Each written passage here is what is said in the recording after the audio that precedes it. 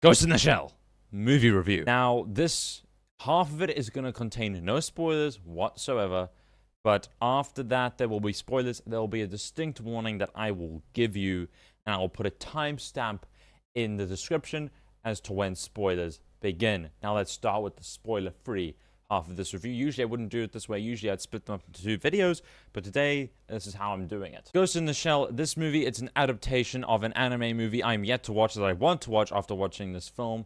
And apparently this one takes elements from many of the different films in the universe of Ghost in the Shell. And it just sort of mixes the plot. That's what I've heard from people who know Ghost in the Shell. And in this particular one, well, in all of them, it's a character called Major, and she is the first of her kind. She's basically a cyber-enhanced super soldier. They took her brain from her dead body and put her in sort of this synthetic human-looking body that can cloak and do all this other stuff. So terrorism begins to rise, and then Major needs to come in and stop it. And basically, she's trying to figure out her past because the memories are kind of disjointed, and she wants to find out how to recover that past and find herself. Because she's almost a hollow shell. She has a human brain, but she doesn't know her past, and a lot of the movie is her trying to figure that out and trying to get to the bottom of the terrorism. I can't go much further than that, otherwise I'll be delving into spoiler territory. I'm going to go through the good and the bad, but firstly, what was good about the film. The first thing that struck me was the cinematography. It was beautiful. The cinematography brought this world to life. Well, everything brought this world to life. The camera angles spanning over the city from the top, the way everything was so clear, the way the action scenes were filmed, you could see everything going on, and there was actually very uniquely done action. They were all uniquely done, but one with tasers, or tase batons, was so uniquely done, it was actually very visceral to watch.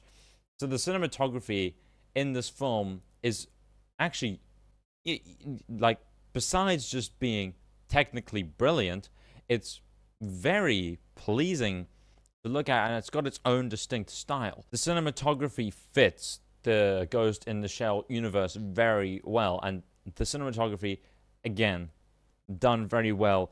It got down to the nitty-gritty of the world, and it really brought the world to life. Same thing for the music.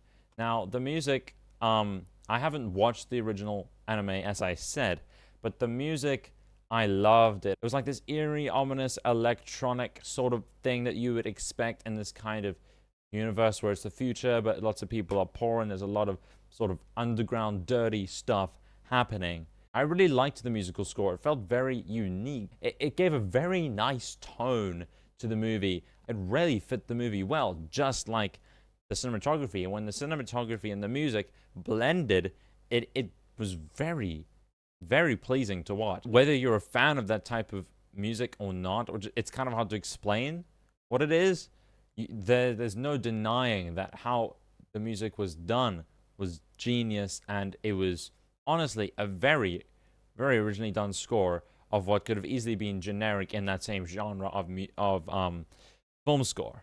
Now, I've touched on the action being pretty much amazing. It's got this very unique style. It does different things with different action scenes. Sometimes it'll be very like fast and almost choppy, but not choppy in a way that you can't see what's happening. It just moves quickly, but everything is extremely clear.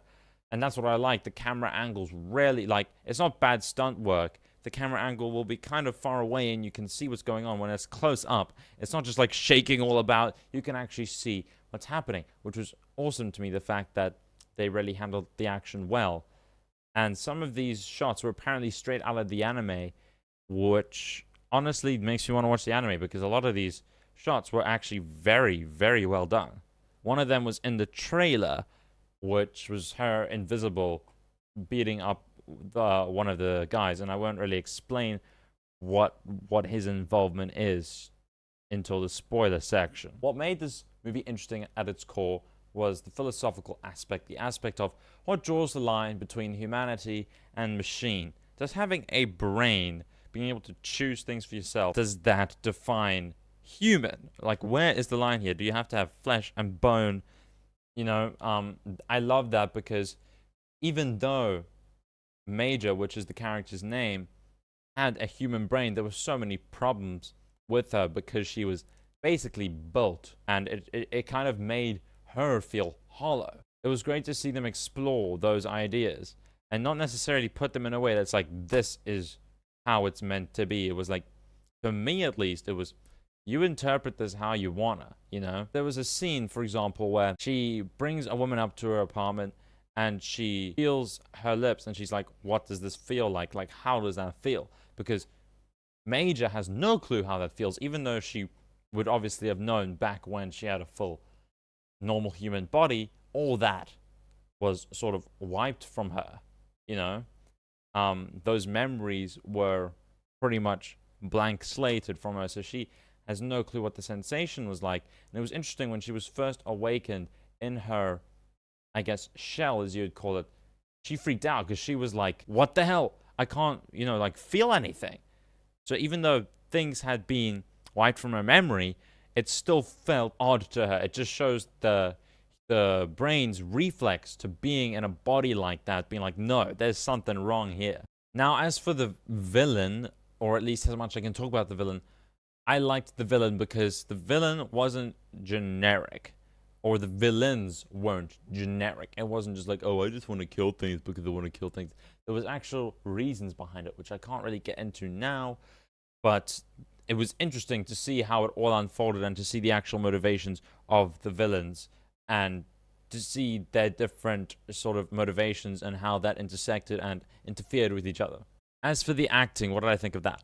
I thought it was very good, especially Scarlett Johansson, which I was surprised by because she's never really wowed me before. Now, at first, I thought, okay, this is a really average performance. It feels kind of robotic. But then I realized, wait, she isn't fully human anymore. And I thought it was kind of genius that they did this whole thing of like, yes, she has human emotion, but, you know, the way maybe she moves and reacts isn't going to be exactly the same as if you had a proper human body. And it felt pretty intentional, actually. It was just the first time that I saw it, I was a little bit put off. But then when I realized what they were doing, I was actually very impressed by Scarlett Johansson's performance because it's something very subtle to pull off, actually. She's pretty much all machine except for her brain. There were just ways that she moved that kind of emulated that, which I thought added a whole new layer to her performance. And all the supporting cast was great, too. I really did enjoy the supporting cast. I thought they'd be kind of average, but they were all pretty good actors. Like, I'm not saying they're Oscar-worthy, the other ones, but they were very good. Like, none of them were bad, which is great. It's great to have a solid cast across the board. Now, before you leave, non-spoiler people, here is my verdict for the film, and this applies to the spoiler people too. Sure, I guess it's not a very original idea since it is a reboot, but I really liked it. Everything was great about it. The acting, the cinematography, the music, the action, the philosophy aspect. While it was a little shallow, it was still there, and a lot of movies don't have that philosophy aspect, so I thought it was a great movie. So with all of that in mind, I am going to give Ghost in the Shell an A-. It was a great film, but I think it was limited by the fact that in the philosophical aspects of the film, it didn't explore them deep enough and often left us wanting more, but it's definitely worth going to go see it in the theater and buy it on Blu-ray or DVD when it comes out. Now, with that out of the way, into the spoilers. The first thing I want to talk about is Kuze, the supposed villain of the movie. And what's awesome about that is how it's shown that he's actually not the bad guy. Like, yes, he's done some bad stuff, but it's a little bit understandable seeing what happened to him. The fact that he was the first of his kind and that they just basically abused him. And when he didn't work out, they kind of just left him. And when Major and him start connecting and it becomes a sort of mutual bond between them of like, yes, we both got screwed over hard. I like that because I thought Zuke was going to be this like, I want to hack everything and have all the power and be the main villain. But no, that's not what happened. What happened was he ended up having an understandable reason for the terrible deeds he had done. You actually kind of sympathize with this guy because you're like, I can see why. You know, it doesn't necessarily justify it, but I can see why. And plus, he takes the steps later to make it right by helping Major and by not necessarily continuing the terrorist acts that he started with those garbage truck people. You know, that was terrible of him to do.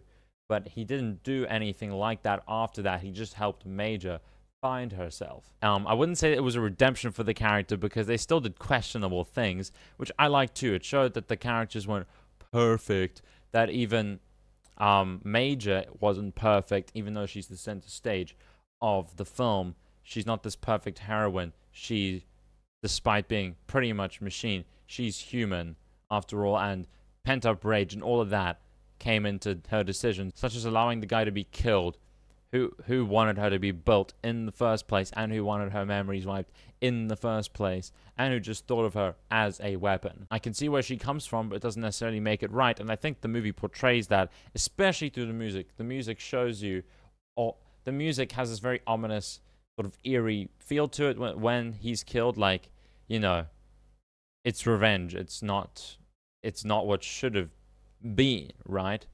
But you can see where Major is coming from. And it was great to see this person who at first you thought was just going to be this annoyance and sort of annoying corporate businessman turn into the actual villain, and the person who you thought was going to be the villain turn into, I wouldn't say one of the protagonists, but turn into someone who helped Major. And another thing was that mother scene. She found her mother, at least I think it was her mother. She showed up at her mother's doorstep, and she didn't know it was her mother because, you know, memory wiped. She, you know, the mother was sort of hesitant. She was like, what is going on here? And even throughout the whole time while they were talking, her acting was actually very good. She was sort of hesitant, like, you know, is this my daughter? This is my daughter, but like, what is happening? You know, it's very hard to explain because it's a very, you know, I've never been in this situation. I don't know how to explain what the mother was feeling, but, you know, it was almost touching to see how sort of happy she was that she found her daughter again, even though she's in this sort of android shell. And I just like the aspect of them giving Major a family, or at least a mother at the very least. I found that very touching. It made her feel a lot more human despite all the mechanical parts of her. Now, I'm sorry if this review was a little more low energy than you're used to, but I am not feeling extremely great, but I did want to get this review out as soon as possible. Anyway, guys, thank you so much for watching this video. Please do leave in the comments your thoughts on the movie down below if you've seen it, or just the review, please. I would like some constructive criticism on that, or what I'm doing right about my reviews. This has been the Randy Andy Show. You know what to do if you liked the video, and I will see you in the next one.